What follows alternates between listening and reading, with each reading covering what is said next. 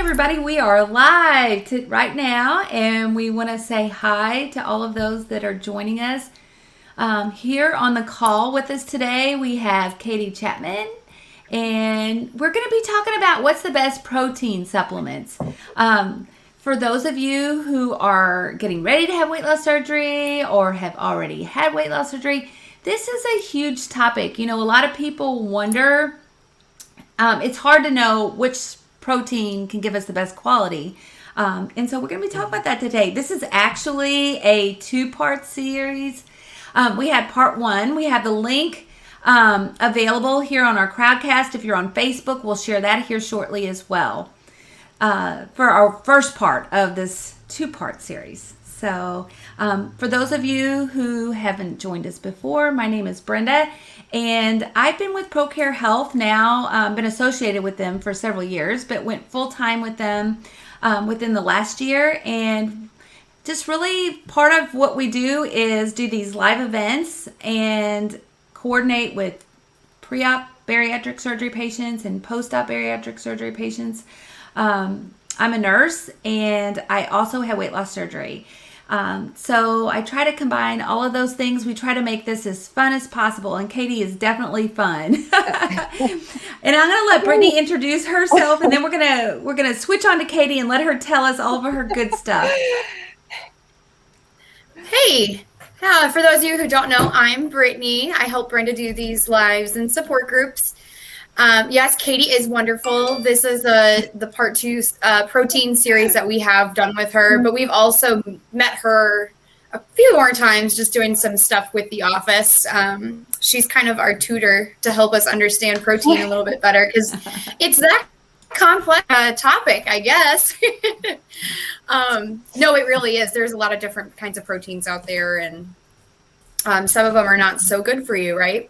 So, yeah, I just wanted to pop on here. Also, I just wanted to say real quick, Brenda and Katie, my Facebook is not working on my laptop, so we're having all kinds of issues. So I'm going to be monitoring our Facebook post and comments and questions on my phone. So I just wanted to give you a heads up. Sounds great. Perfect. Brittany. So I guess it's me next, huh? Yes. Let's hear from Katie. Okay. Katie, tell us about yourself. I mean, she has such an extensive background. It's like amazing. She's worked with so many patients. What? Thousands of about 8,000, I think. Yes. When I last Pre-bariatrics, post-bariatric surgery patients, and tons and tons of experience, not only, working with these patients, but facilities too as well. So tell us a little bit about that and about you before we get started.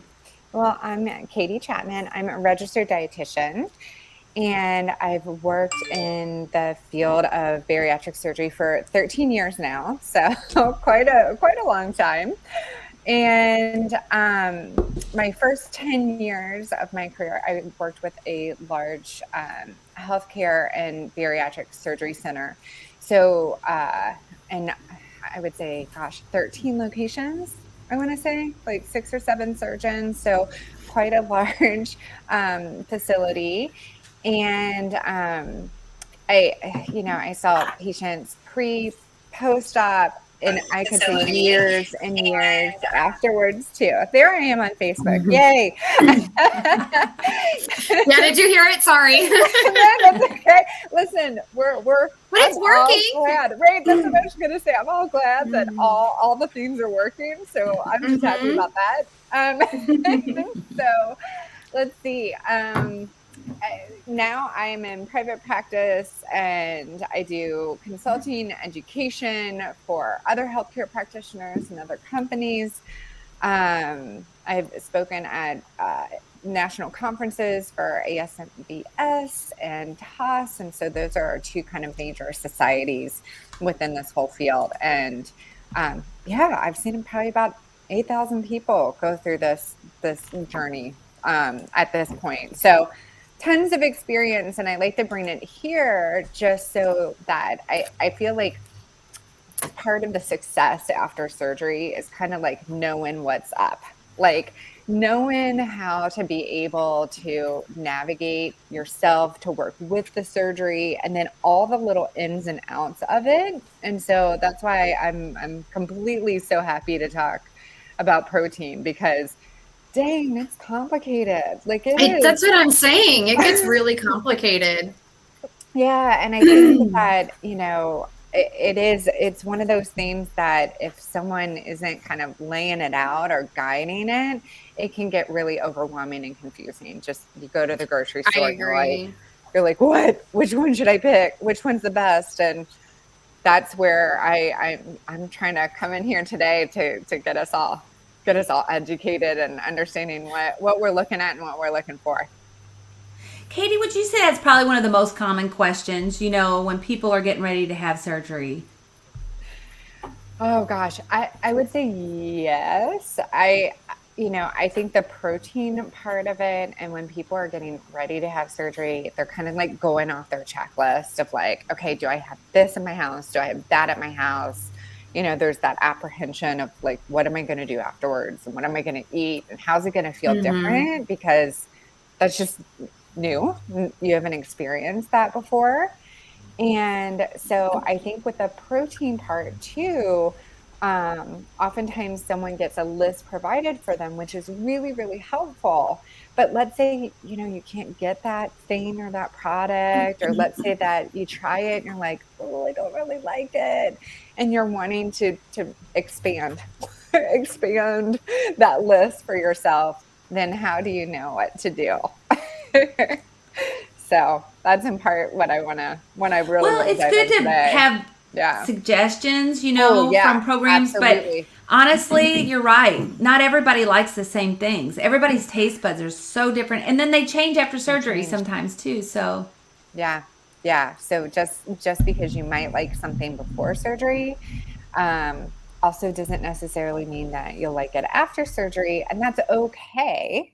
But if we're going to keep up with kind of making sure that we get in the protein that we need for recovery, for our health, for our nutrition, then we got to make sure that the parts and the pieces fit. So yeah, you're exactly right. Great to have suggestions, but also it's the what ifs. Yeah. So, well, cool. Do you guys do? I always make a PowerPoint just because I always think that's easier to put things on the screen. Oh yeah. Do you want me to dive into this now, or is there any questions that have Yes. come in, I guess, beforehand that I should know? I don't see any, Okay. Unless Brenda, if you have any other questions? Right now, we don't have any on Facebook, and I don't see any on Crowdcast either.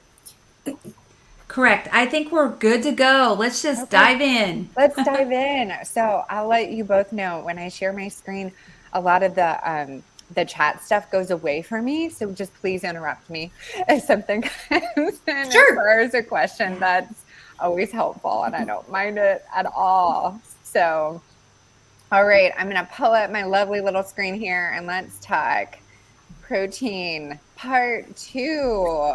Yes.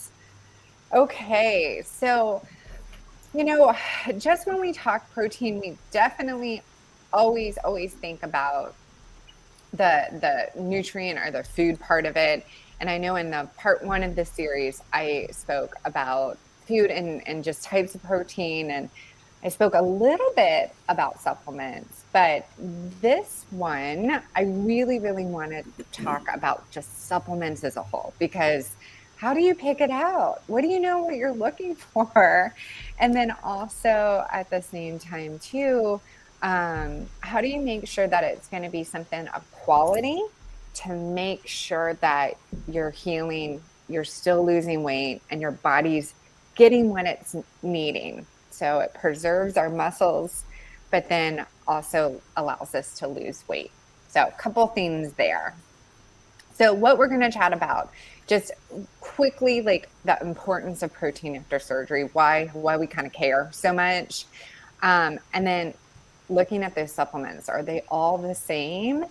And then also how to evaluate your supplements. So you might want to grab your favorite protein supplement and just take a look at it with me. So, I'll give some time to run and do that, but most definitely if you have it next to you, that might be helpful, or that might be fun to do. So real quickly, why do we care about protein, and what is it? So it's one of our major macronutrients, and it's used to fuel our body and then so many other things. So I can say after surgery, it allows for healing of our kind of tissues and those incisions, and making sure that our new anatomy comes together.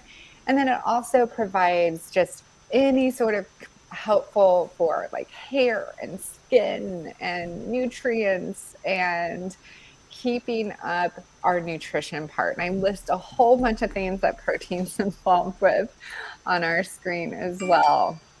So why do we need it after bariatric surgery? And I kind of look at it as the part, and especially right at the beginning, not a lot is going in. So we want to make sure that it's used in that healing process. But then also further out, it helps to promote fat loss. It helps to keep us full. So satiety. It does help with hormones and enzymes and our immune system. So it's not only right after surgery, but that long lasting too. And I'll say in part one of this 2-part series, I did go over protein recommendations and how to figure them out for yourself, just kind of an easy calculation. But I did put that on the screen because our recommendations after surgery are usually at least 60 grams of protein per day. Sometimes that's more. But the kind of the bare minimum guidelines is at least that 60 grams per day. And then we also have some calculations that we look at, like grams per kilogram, based upon ideal body weight. And I went over that more in depth in part one, if you want to check that out. Or you can absolutely, work with your dietitian. They should be able to figure that out too, as well. And I don't want to interrupt you, but I am going to say, for those of you who missed the part one series to this, Brenda already posted it in the chat in Crowdcast, but I'll go ahead and post it on Facebook, and I'll go ahead and just post it again on Crowdcast. It can't hurt, right? Absolutely. Thanks, Brittany. Thank you guys so much. Yeah, because I think I definitely I wanted to lay those baseline kind of parts too. So that's helpful to go back and take a look at that. But honestly, if someone's kind of trying to figure out what is great and individual for them, then I'd say work with your dietitian. They can absolutely help to figure that out for you. So then let's talk supplements, because right after surgery, we only have so much room. And for those of you who have gone through surgery, you might have felt or know that when you eat food, that kind of sits in there. You get fuller a little bit quicker. It's a little bit hard to feel like you're getting in all those needs, getting up to that 60 grams of protein at least per day. So a supplement can actually help to fill in those blanks, or help to just kind of guarantee for lifelong that those needs are being met. So I want to just dive into what this means. So right away, I can say a supplement is really, really used to support the healing process. So all of our tissues kind of coming together. So on our skin or even internally, all of that healing is protein. So, some other things too, but mainly protein. And so we need protein right away to make sure of that. Then I would say further out from surgery, protein supplements can be helpful for your nutrition when food is still limited. So supplements have also been shown to be helpful for continued weight loss and weight maintenance. And so I have quite a few people that actually keep a protein supplement lifelong, like at least a day, one time a day, just to make sure, am I hitting those, like, am I making sure that I hit my needs?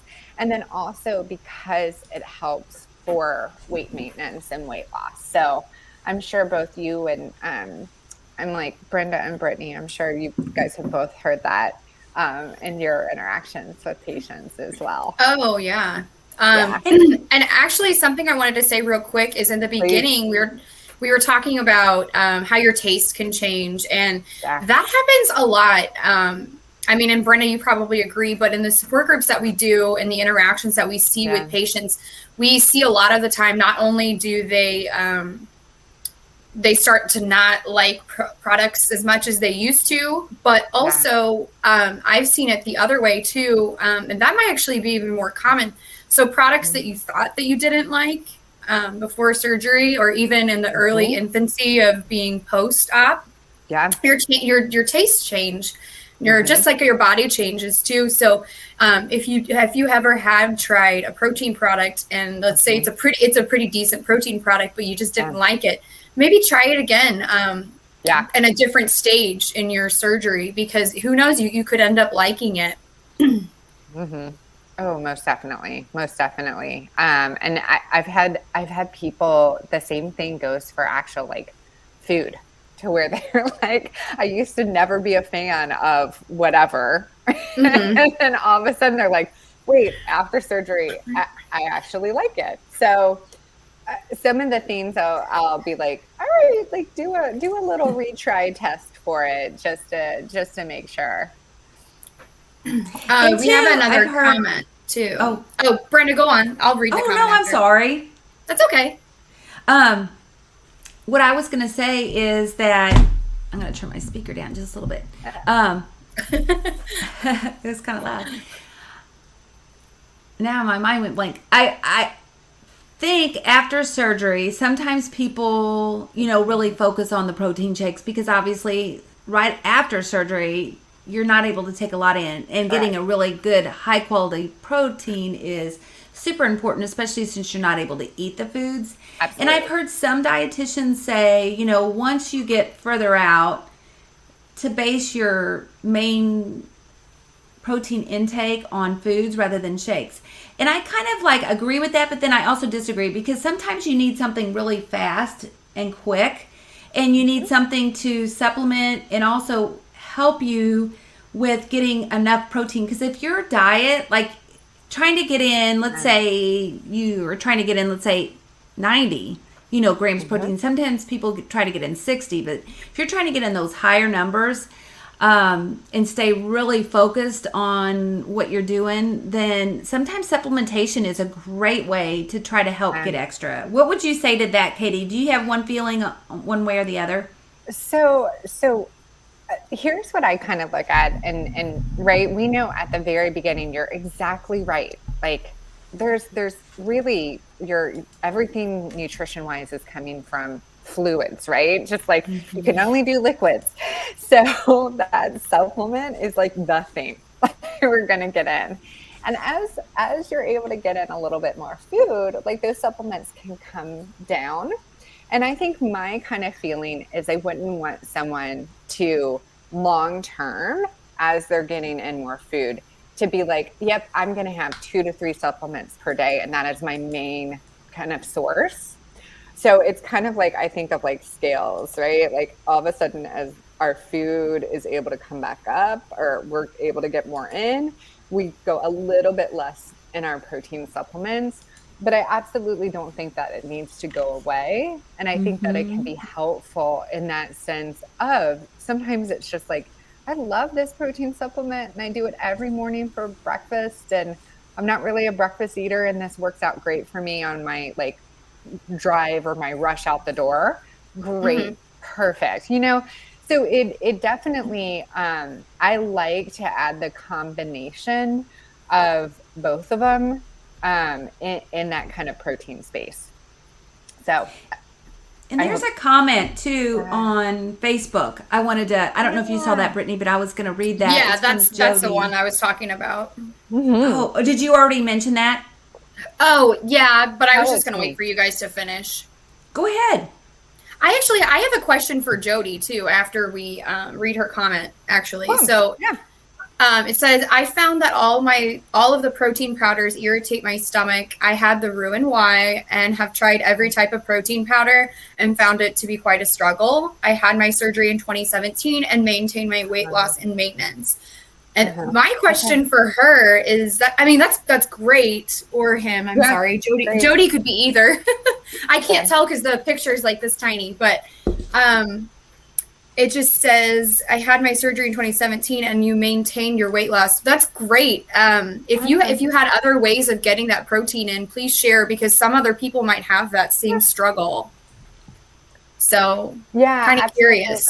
Yeah, absolutely. And I always look at this as it's like not one way or the other. I ideally, and especially when I work with individuals, I'm always really figuring out what's going to be the best for them. Like, not only, hey, we got to hit these, we got to make sure that your needs are being met, but absolutely, if something is irritating your stomach, then we're going to have to look at it in a different angle. So definitely it's not something that can't be done. But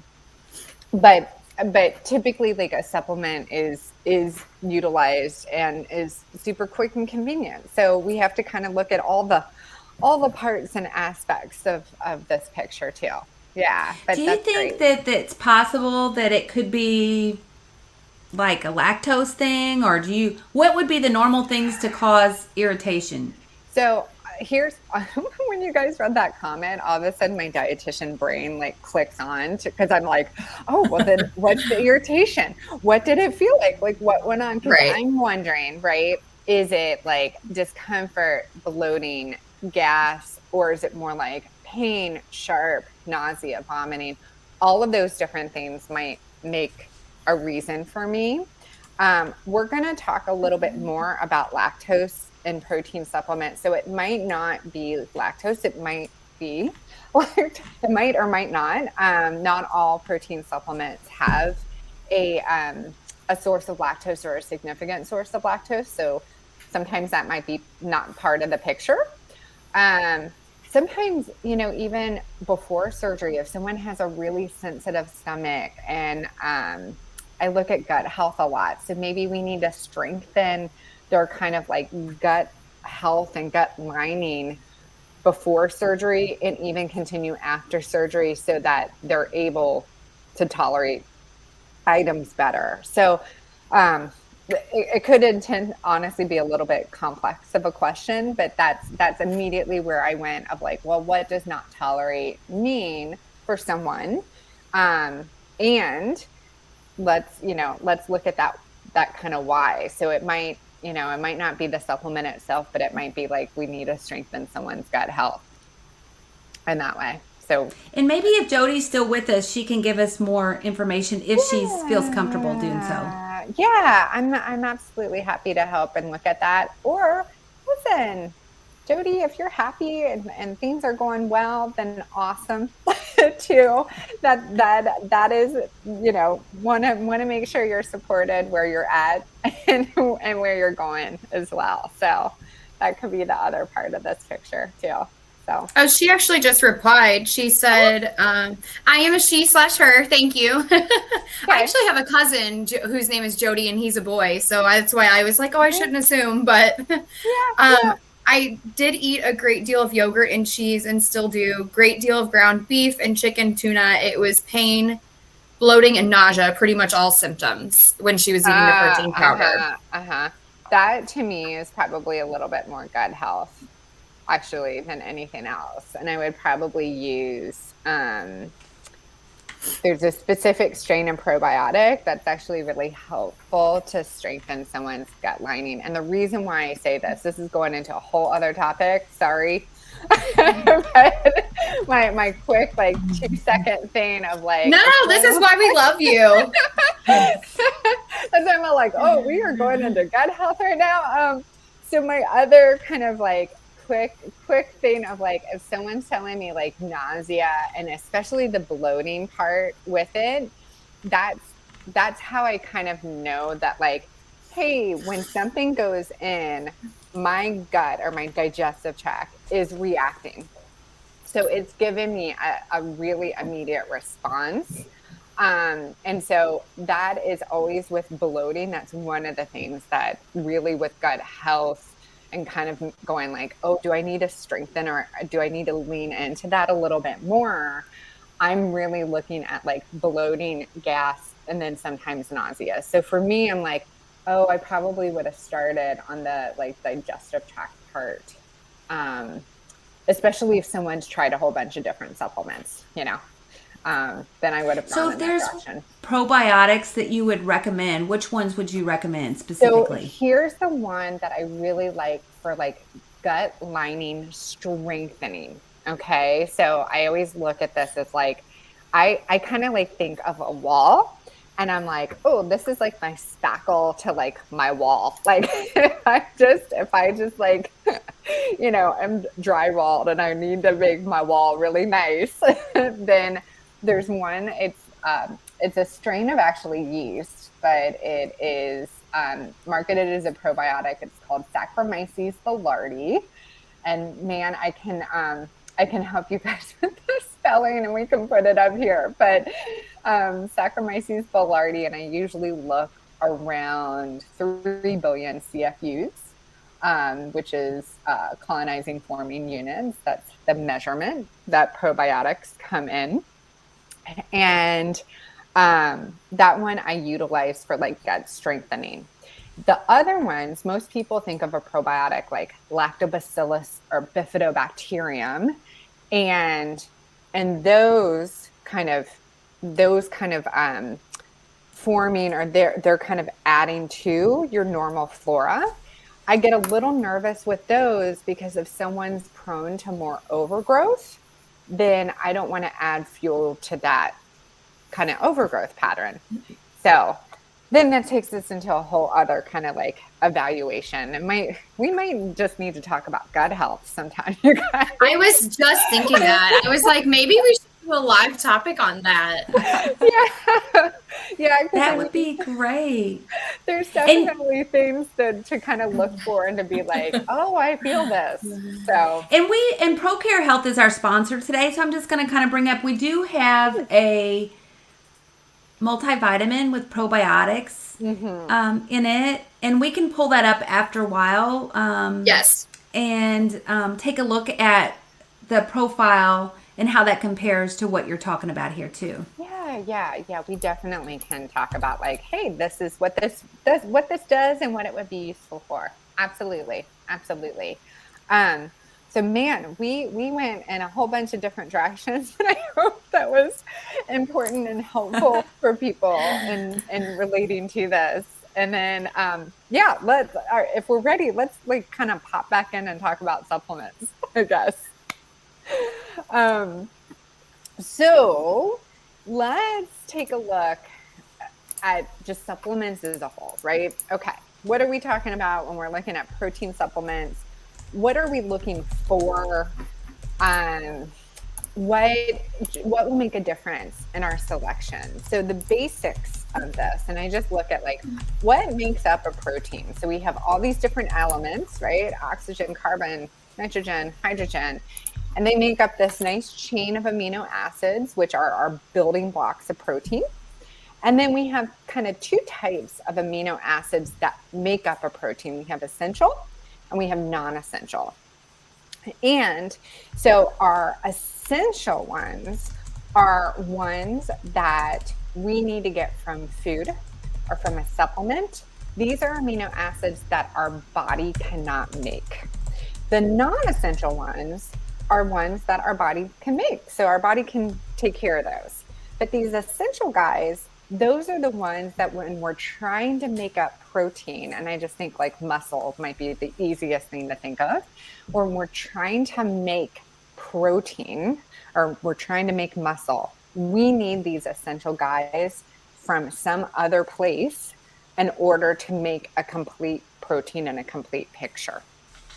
So with these essential ones, that's going to make a difference to me and also to you of if you're not able to get in food and we're not able to get in essential amino acids to build up that protein from food, then that needs to be in our supplement, right? We need to get it from some source outside. And I always think about this like right at the beginning when that really is critical, but then also lifelong too, because if our food, is lower, if we can't get much in because of surgery, or just we want to make sure we're covering our bases, we want those essential amino acids to be in that supplement.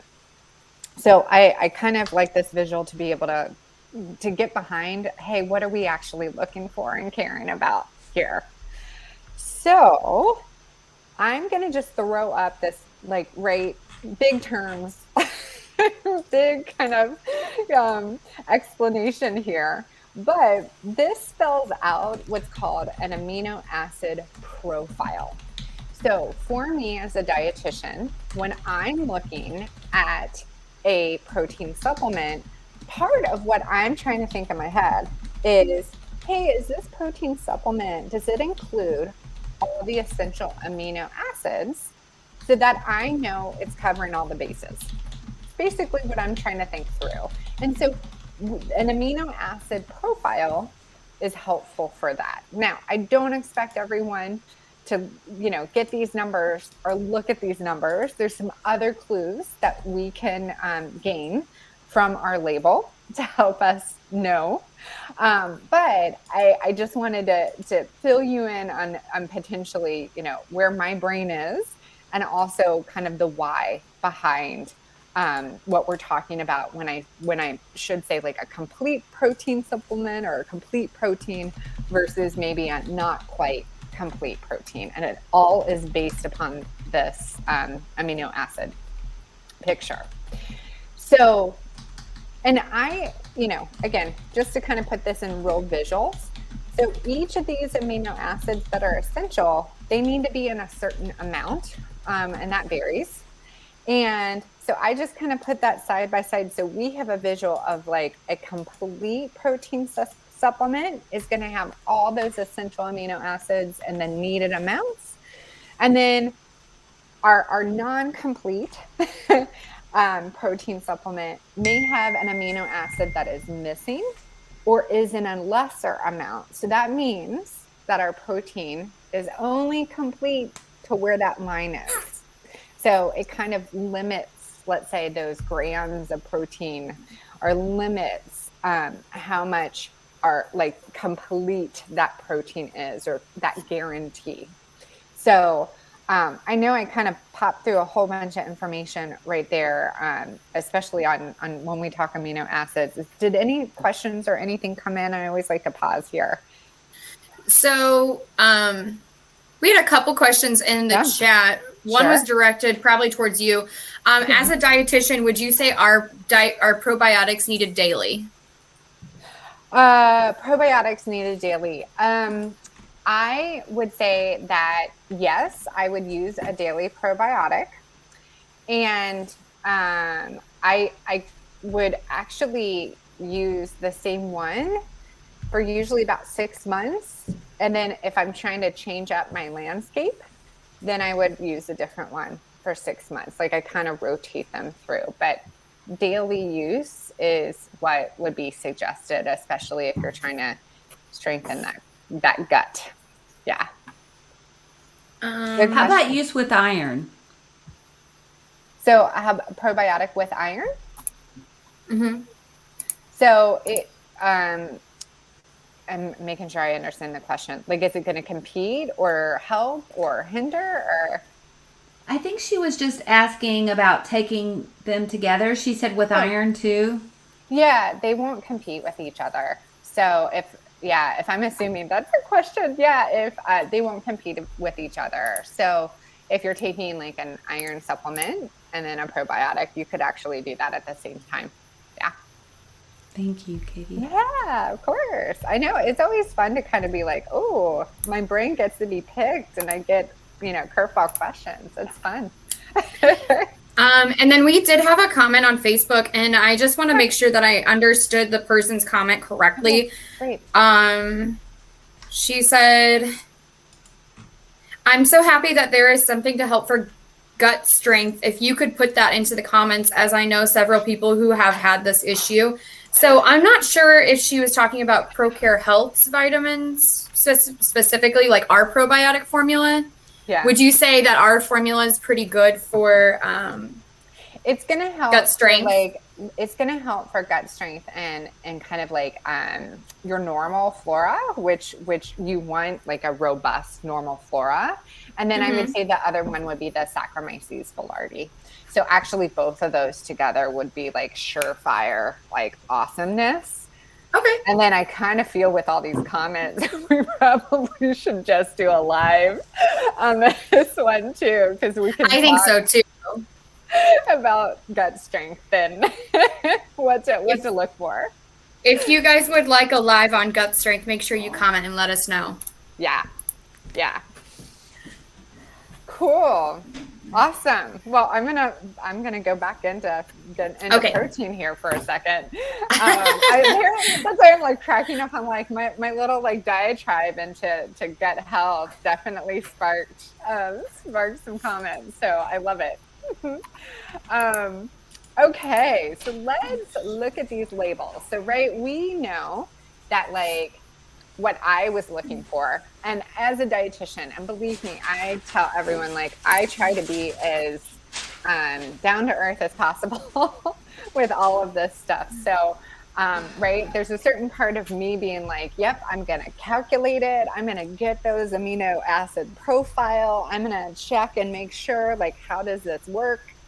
But as you going maybe to your grocery store or to your local place or ordering online, whatever, what are some clues or how like the different types of protein, what can be helpful in your evaluation without the calculations, without all that good stuff that goes on? So that's when I want people to take a look at their labels. So if you have your protein supplement nearby, get that, because I think that might be useful or helpful with your label. And if not, no worries at all. I still got pictures. We still got things going on here. So we'll take a look at some examples as well. So let's dive in. So we will always see on a nutrition facts label, and I put that up here, we'll always see like calories, grams of protein, what that kind of looks like for a scoop or however it's packaged, if it's like a little envelope, how that, or if it's pre-made, you'll see that. And then we'll always see an ingredients list. So I just put some like different ones up here of like protein blends and whey protein concentrate, and whey protein isolate, and pea protein and rice protein, and all different ones there, just so we can see some example. Because all these different kind of isolates, concentrates, if it's whey, if it's pea, that all can help clue you in of what you're kind of looking at or looking for. So let's break this down a little more. So we have types of protein. We have concentrates, we have isolates, and we have hydrolysates. What I can say is we're most commonly going to see a concentrate or an isolate. It's rare that we'll see a hydrolysate. I do see some out there, but that's a more rare type of form of protein. So looking here with our concentrates and our isolates, let's talk about what that's composed of. So all of our protein types go through a filtration process. So they're filtering whatever they're coming from, whether that be whey or casein or pea or egg, they get filtered. And in that filtration process, they're like, let me take out the protein. I got some other things here, which is usually fat, carbohydrates, lactose, all of that. And how much protein am I extracting? And then how much is left over? And do I still have some of those mixed together? Or am I just really extracting out that protein? Okay. So when I look at this, I'm looking like, okay, how much pure, straightforward protein am I getting? Now, for a concentrate, their filtration process has protein as far as like pure, straight up all amino acids, essential amino acids, I should say, together, that protein can range. So that can be like 25 to 89%. So we have a lot of kind of variability there. And then the remaining part that's kind of part of that 25 to 89% is carbohydrates, it's lactose, it's fat. And so sometimes with the concentrates, I see people, and especially after surgery, if they're lactose sensitive before surgery, that gets even more heightened after surgery. And if they have a concentrate, because there is usually quite a good amount of lactose in there, I can see that making someone just not have a good time with that particular protein shake. There's also that, uncertainty of like, hey, we don't know how much actual protein, that's a lot, big range of actual straightforward protein that we're particularly getting in.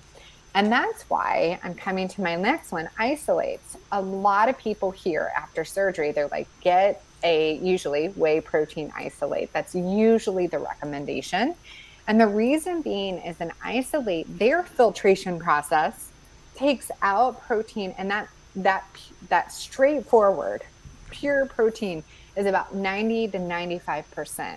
So to be called an isolate, like, in the labeling law field, it has to be 90 to 95% protein, and that little bit remaining, it's 0.5 to 1% lactose, 0.5 to 1%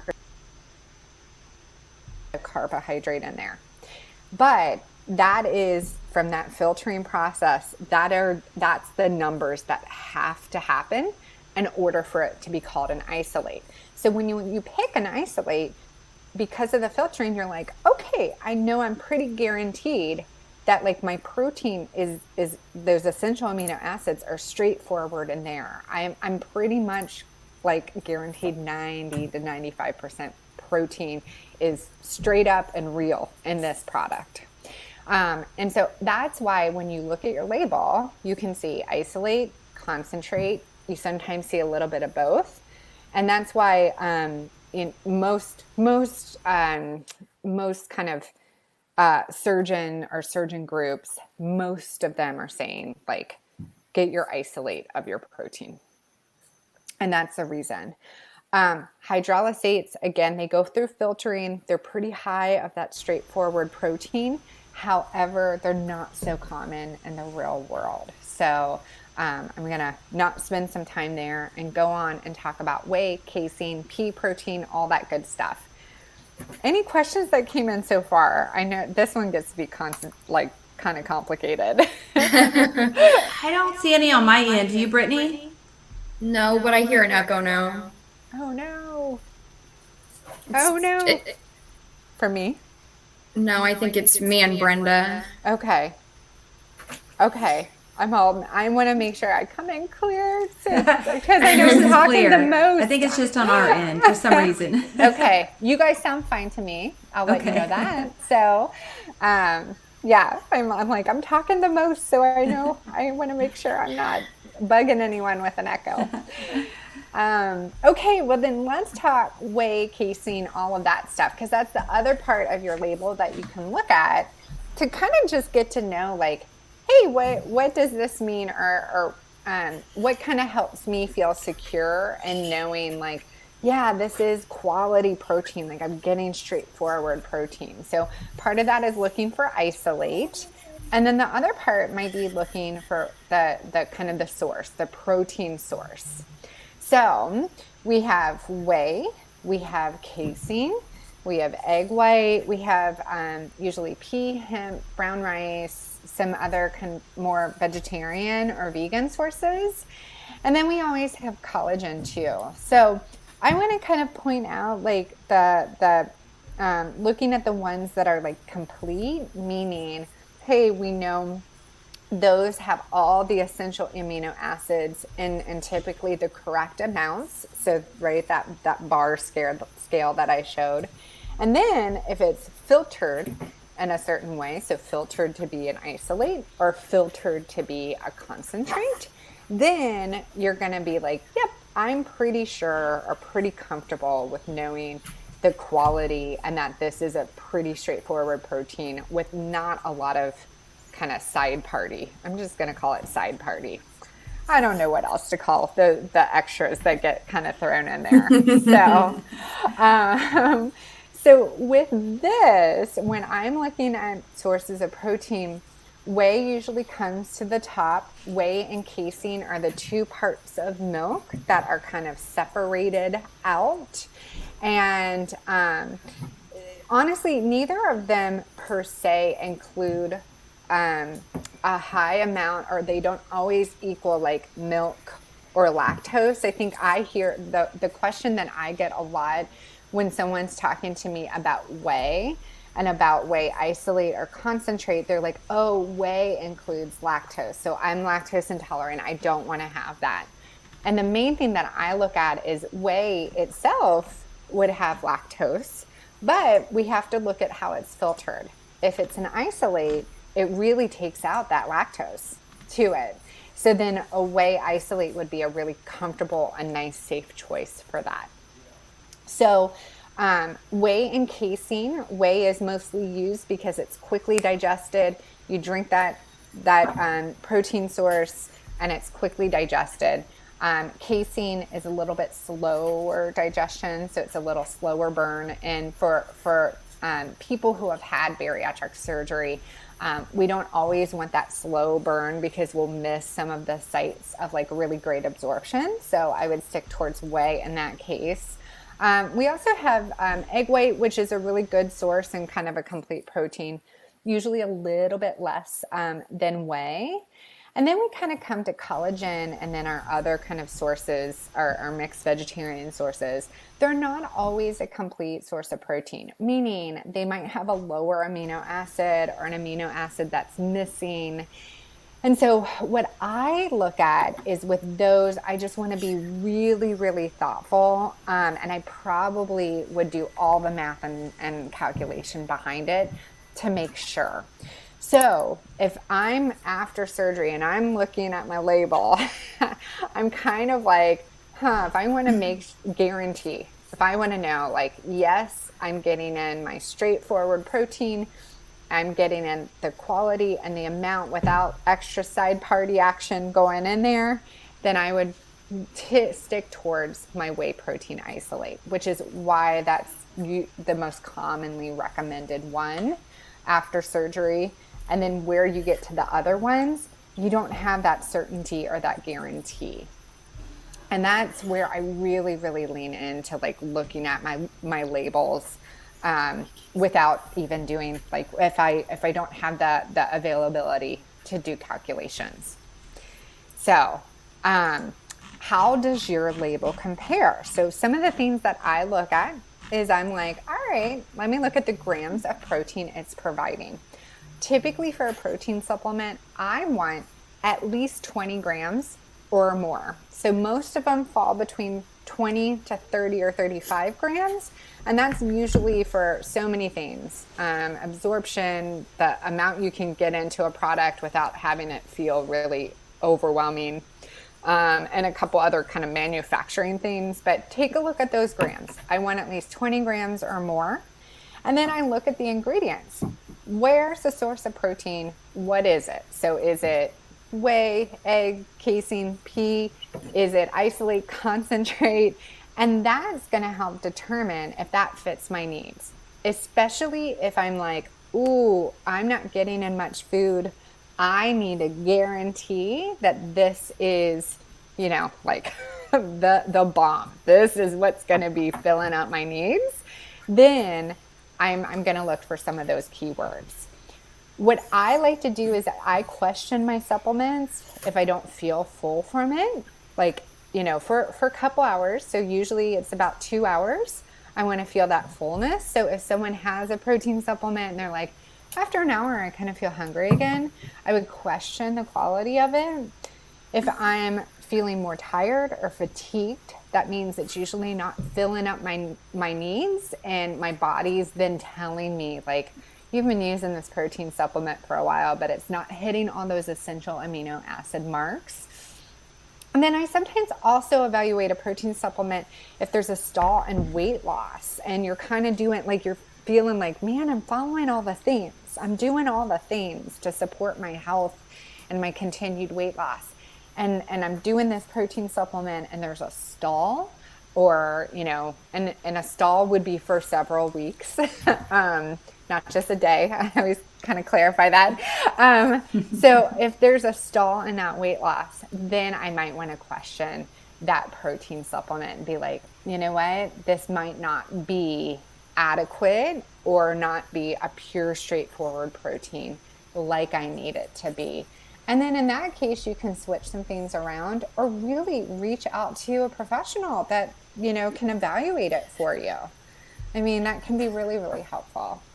So that's some of my questions that I go from there. I'm going to put my information up here in terms of just making sure that everyone knows where to find me. But that's my, like, you know, kind of deep dive as far as supplements without overwhelming someone. Hey, Katie, tell us if, I'm sorry, I'm echoing a bit on my end. Okay, you're fine for me. I apologize. Tell us a little bit, do you do personal evaluations for people? Can they reach out to you for that? And then from a healthcare provider standpoint, tell us what you offer. Because I want to be able to kind of promote yourself here a little bit too. Thank you. Yeah, so I have kind of like the two themes up here on the screen. So I do work with individuals pre, post, everything bariatric surgery. So I'll get people at all levels of where they are in that kind of pathway of surgery. So I definitely work with individuals. So and like to problem solve with that too. Or even if there's not a problem and you're just wanting to make sure that you have support along the way, it can be useful. So I definitely, you can reach out, and that's on kind of the left-hand side of this screen that at least I'm looking at. I hope it doesn't flip to something different on your side. The blue side, let's say that, the blue side of the screen here. And so that has my email address, and that also has my website, and you can schedule like a complimentary kind of meet and greet phone call with me through my website. And that's the easiest way to probably just get started. And then on the white side of the screen, I actually, because I do so much education and training and realize that this is such a need and specialty for healthcare providers, I created a training course on just the basics and fundamentals of kind of bariatric surgery and what would be the foundation that, you know, of knowledge that I would want my healthcare practitioners to know. And what I ended up doing was creating a course, and you can access that course through bariatricnutritionpro.com. And so it's a really helpful thing that people are using to just either get the basics of knowledge if they're new, or even expand their skills too, so that they feel really confident and comfortable that they can answer questions with their clients, and really for their clients' success, and then also their success too. So, Katie, who is that course meant for? So it's all health. Honestly, it's all healthcare professionals. So I actually have had dietitians, I've had nurses, I've had MA, so medical assistants, and so it's a foundational course. So it's really making sure that, like, if someone, you know, if you work in this field, I would say that course is for you. And it's some of the same training and teaching that I've done when I worked at that, worked for my 10 years at that large healthcare kind of facility, because I trained. I trained all the staff there. So I trained nurses, I trained dietitians, I trained, psychologists. So just to kind of get someone familiar with, okay, what are we talking about when we talk about bariatric surgery? All from surgery itself to some of the protein stuff here, and then also vitamins and minerals, troubleshooting really getting an understanding of how to compassionately and helpfully work with your clients and patients. So everyone. Awesome. We do have one question. Perfect. Yeah, let's go for it. Are Premier protein shakes good? So when I look at Premier, the thing that I kind of look at, and just so people know of like pre-made protein shakes, it's really it's really hard to have them in an isolated form, because isolate is not as, like, when you make it, it doesn't stay on the shelf in that same kind of way or form. So you'll mostly see your isolates in like a powder form. And so usually our pre-made ones are concentrate form. And so when I look at Premier, I just note that, it's a concentrate. And so it has a lot of variability in where that essential or that like straightforward protein could be. So for some of my clients, I note that they'll take that and they'll be like, oh yeah, no, I really like it. It feels like it's filling in my blanks. And I'm also eating food, so I know that is covering my picture.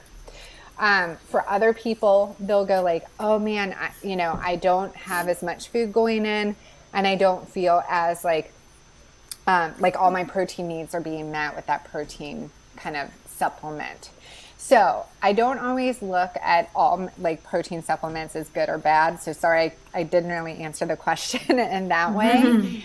But I think where I look at it is I'm like, okay, I know it's not an isolate. So I know it's not that guaranteed 90 to 95%.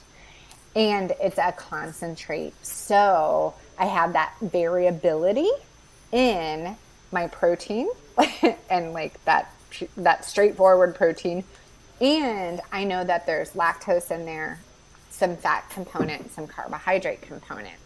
So that could also, for me, kind of go like, ooh, I don't want that as much variability. And I might use it every once in a while because of the convenience factor.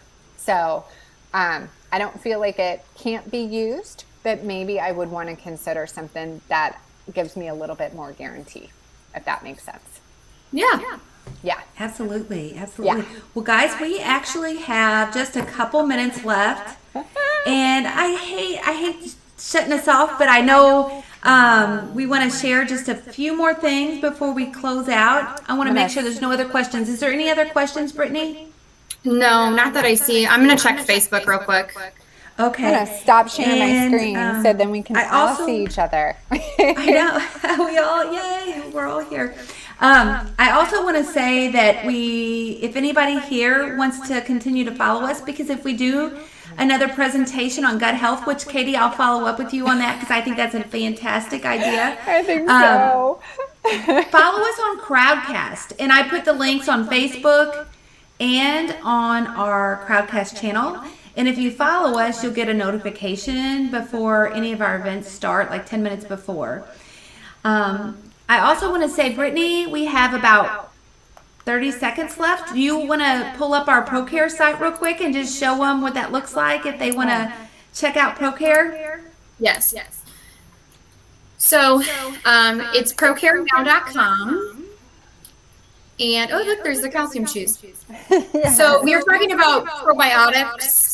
So I am going to just briefly talk about these for a second because there's also probiotics in our calcium chews.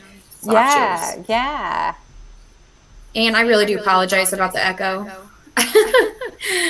I don't hear it, you guys. So hopefully everyone else is listening like I am.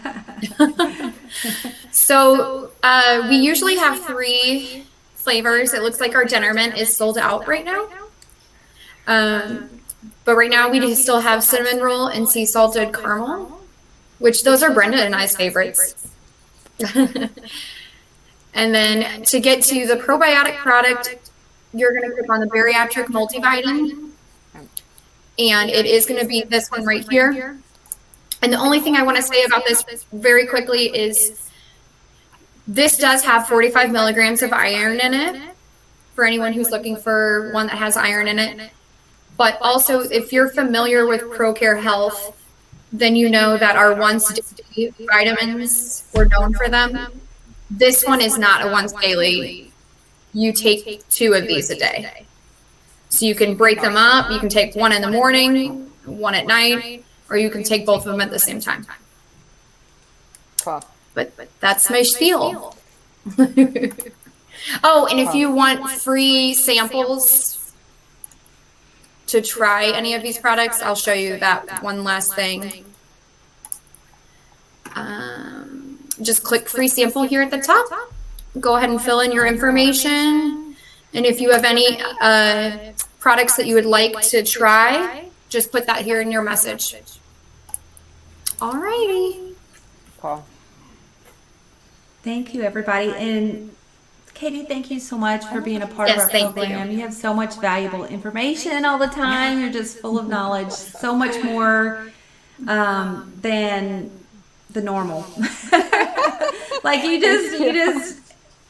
you have it all. You know it all there. With in a good way. I mean, it's all really positive information for people who are undergoing weight loss surgery or have had weight loss surgery. So thank you so much for providing that to us. Yeah. No, my pleasure. And thank you. This is always so much fun. And I'm absolutely thrilled and so glad that people get to take away some stuff that could maybe help them in this whole bariatric surgery kind of process.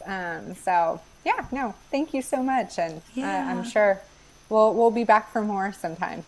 We definitely will. Well, thank you. And I'm going to follow up with you after this on that. And everybody have a fantastic day. Everybody out there, just enjoy the rest of the day, the rest of the weekend. So yes, these summertime days. Yes. See everybody later. Thank you. All right. We'll see you guys next week. Okay, bye-bye. Bye.